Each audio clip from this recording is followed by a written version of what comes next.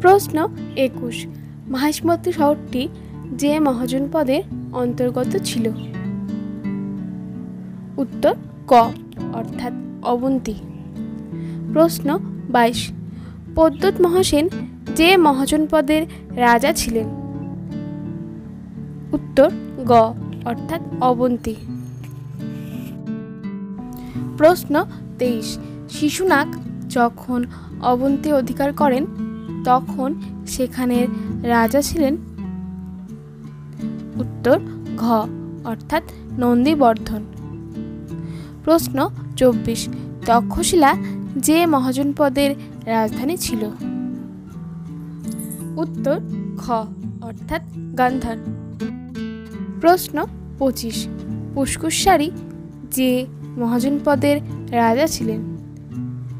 উত্তর ঘ অর্থাৎ গন্ধার। প্রশ্ন 26, গন্ধারের যে রাজার সঙ্গে বিম্বিসারের সুসম্পর্ক ছিল? উত্তর ঘ অর্থাৎ পুষ্করসারি। প্রশ্ন 27, শুক্তিমতী যে মহাজনপদের রাজধানী ছিল? উত্তর ক অর্থাৎ চেদি।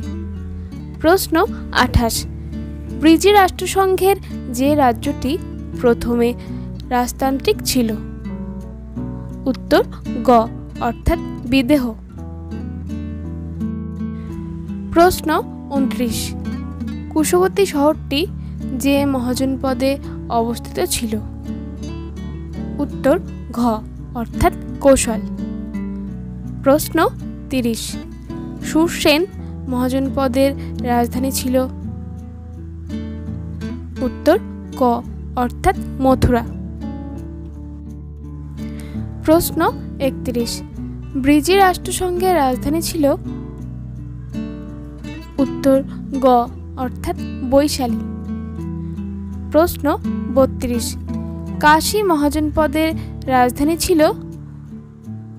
উত্তর খ অর্থাৎ বারাণসী। প্রশ্ন 33, আম্রপালি যে মহাজনপদের বাসিন্দা ছিলেন? উত্তর ক অর্থাৎ বৈশালী। প্রশ্ন 34, অষ্টাধ্যায়ী গ্রন্থে যতগুলি জনপদের উল্লেখ আছে? উত্তর খ অর্থাৎ 15টি। প্রশ্ন 35, মহাভারতে যতগুলি জনপদের উল্লেখ আছে? উত্তর ঘ অর্থাৎ 25টি। প্রশ্ন 36, বণিক অনাথপিণ্ডত যে মহাজনপদের বাসিন্দা ছিলেন?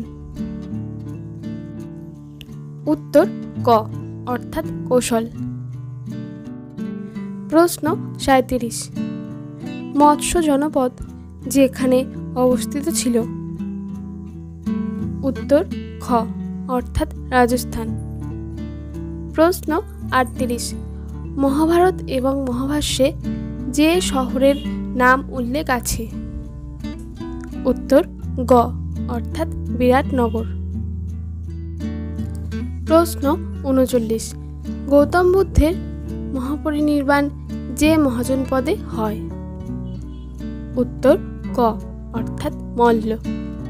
প্রশ্ন 40, পূর্ব ভারতে যে মহাজনপদটি অবস্থিত ছিল? উত্তর ঘ কোনোটিই নয়।